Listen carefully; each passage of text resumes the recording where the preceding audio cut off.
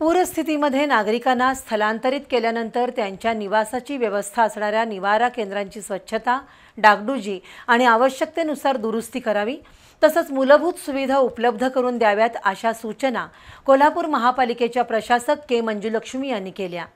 आपत्तीपूर्व नियोजनाच्या आढावा बैठकीत बोलताना आयुक्तांनी पाऊस सुरू होण्यापूर्वी शहरातील रस्त्यांचं पॅचवर्क पूर्ण करावं असंही अधिकाऱ्यांना बजावलं।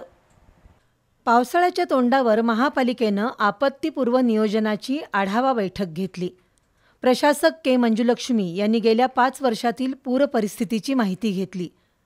पूर काळात नागरिकांना स्थलांतरित करून जिथं निवासाची व्यवस्था केली जाते त्या निवारा केंद्रांची पुन्हा तपासणी करावी, आवश्यक तिथं दुरुस्ती करून पाणी, लाईट, स्वच्छतागृह अशा मूलभूत सुविधा असल्याच पाहिजेत असं त्यांनी स्पष्ट केलं। तसंच पाऊस सुरू होण्यापूर्वी शहरातील रस्त्यांचं पॅचवर्क पूर्ण झालं पाहिजे अशी सूचना त्यांनी उपशहर अभियंत्यांना केली। निवारा केंद्रामध्ये आरोग्य सेवेसह स्वच्छतेची नेटकी व्यवस्था असावी असं त्यांनी नमूद केलं।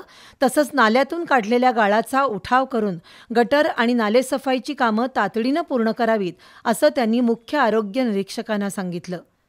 बापट कॅम्प परिसरात पुराचं पाणी येत असल्यानं तिथल्या गणेश मूर्ती वेळेवर स्थलांतरित करण्याच्या सूचना मूर्तिकारांना द्याव्यात असंही त्यांनी सांगितलं।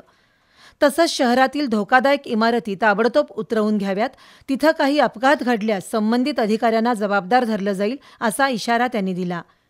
धोकादायक विद्युत खांब बदलावेत असंही आयुक्तांनी स्पष्ट केलं।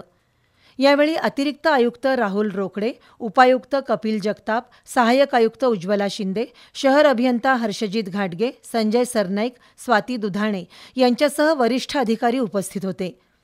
दरम्यान 7 जूनला होणाऱ्या बकरी ईदसाठी महापालिकेच्या वतीनं कुर्बानीसाठी आवश्यक सुविधा उपलब्ध करून दिल्या जातील असं अतिरिक्त आयुक्त राहुल रोकडे आणि शहर पोलीस उपअधीक्षक अजित टिके यांनी सांगितलं। बकरी ईदच्या पार्श्वभूमीवर महापालिकेत बेपारी समाजाची बैठक घेण्यात आली।